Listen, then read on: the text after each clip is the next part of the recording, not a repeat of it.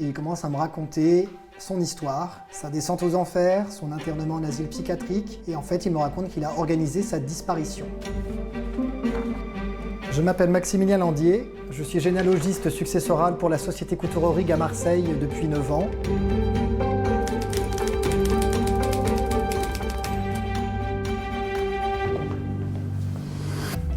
Et pour Histoire en héritage, je vais vous raconter l'histoire d'une résurrection. Clap, prise 1, Maximilien. Un notaire marseillais nous confie un nouveau dossier concernant Georges, un Anglais retraité qui a quitté l'Angleterre pour s'installer en Provence. Georges est veuf, il avait un fils qui est décédé et lui-même vivait en concubinage avec une Française, Mireille, à Lourmarin, un petit village de Provence.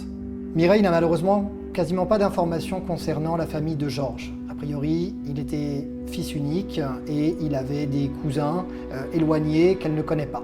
Et très rapidement, elle m'explique un petit peu le parcours de vie de Georges, qui a fait une carrière dans l'administration britannique et qui, suite au décès de son fils et de sa femme, est venu s'installer en Provence où ils se sont rencontrés. La conversation s'installe au sujet de son fils Andrew, qui a eu un destin tragique.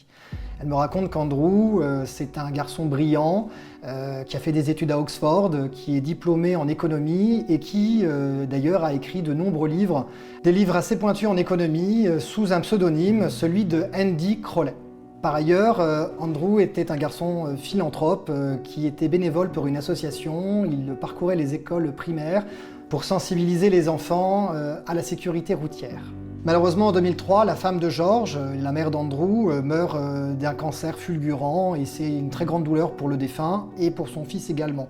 À ce moment-là, Andrew bascule complètement et il perd pied. Il tombe dans l'alcool, la drogue, il rentre dans une secte hippie et progressivement, il se marginalise. Il vend sa maison aux enchères, il finit dans une très grande précarité et il tente de se suicider. Tentative qui ne va pas aboutir. En revanche, il va être hospitalisé dans un institut psychiatrique où il va rester interné plusieurs mois. C'est la descente aux enfers. Andrew va tout de même échapper à la surveillance des médecins et il va s'enfuir de cet hôpital. Et la police va se mettre à sa recherche. 3 jours plus tard, elle va découvrir en haut d'une falaise des vêtements appartenant à Andrew ainsi que des papiers. La police va faire une enquête. Le corps d'Andrew n'a jamais été retrouvé. Et finalement, elle conclura à la thèse d'un suicide. Le juge a fini par déclarer qu'il était mort, donc aux yeux de la loi, Andrew est définitivement mort. Pour Georges, c'est vraiment l'épreuve de trop. Il décide de changer de vie et il quitte tout pour s'installer en Provence. Et là, il va rencontrer Mireille qui va le consoler de tous ses malheurs.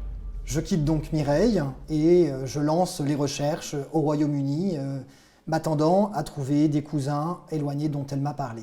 Mais en même temps, pour une raison que j'ignore, l'histoire d'Andrew, elle me reste dans l'esprit et je me décide à faire des recherches sur Internet.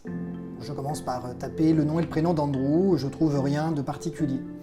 Ensuite, je vais faire la recherche à son nom d'auteur, Andy Crowley. Et là, je vais découvrir qu'il existe sur les réseaux sociaux des profils d'Andy Crowley. L'un de ces profils a une image qui attire tout de suite mon regard. C'est un lapin en peluche qui traverse un passage protégé. Tout de suite, j'ai l'histoire que Mireille m'a racontée qui me revient de ce bénévolat qu'il faisait dans les écoles pour sensibiliser à la prévention routière. Là, en creusant un peu sur le profil, je m'aperçois qu'il est toujours actif et qu'a priori, il habiterait en France et même en Provence. Je me décide à lui envoyer un courrier. Les semaines passent et un jour, je reçois un appel téléphonique d'une femme. Cette femme me dit qu'elle a des informations concernant Andy Crowley et qu'elle aimerait me rencontrer à son domicile. Je me rends devant cette petite maison, je sonne un peu le cœur battant et je vois une petite femme qui m'invite à entrer à l'intérieur en me disant que quelqu'un m'attend. Et elle me fait rentrer dans une petite pièce où un homme est assis devant une table avec des papiers étalés devant lui. Et là, elle me dit avec un accent anglais, vous recherchez Andy Crowley ? Oui, je recherche Andy Crowley, mais surtout un certain Andrew. Et là, il me dit, je m'appelle Andrew, c'est un pseudonyme et je vis incognito en France. Là, je suis complètement chamboulé par ce que je découvre et il m'a tendu les papiers qui étaient sur la table. Un vieux passeport et un acte de naissance. Et là, il me dit, je suis le fils de Georges. Il commence à me raconter son histoire, sa descente aux enfers, son internement en asile psychiatrique, son envie de refaire sa vie, et en fait il me raconte qu'il a organisé sa disparition. Andrew a vécu 20 ans dans l'anonymat, en France, avant qu'on ne le retrouve. Et en fait la lettre a été pour lui un élément déclencheur. Il s'est demandé justement si ce n'était pas son père qu'il recherchait. Et donc il a bien fallu le détromper en lui expliquant que non, ce n'était pas son père qu'il recherchait, mais c'était suite au décès de son père que nous le recherchions. Et là, Andrew est complètement bouleversé.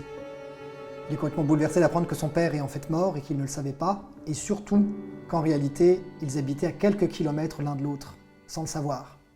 Très rapidement, j'explique à Andrew que juridiquement, sa situation est compliquée, parce que quand on est mort, on n'hérite pas d'un mort.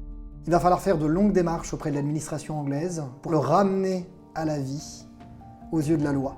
On pourra, à ce moment-là, permettre à Andrew d'hériter de son père. Cette histoire montre bien que très souvent dans notre métier, la vérité n'est pas toujours là où on pense qu'elle doit être. Là, on a quelqu'un qui était mort, qui finalement ne l'était pas, malgré toutes les apparences. Et ça montre aussi qu'un généalogiste doit être quelqu'un qui justement a des antennes et qui, quand il sent quelque chose, doit suivre un peu son instinct.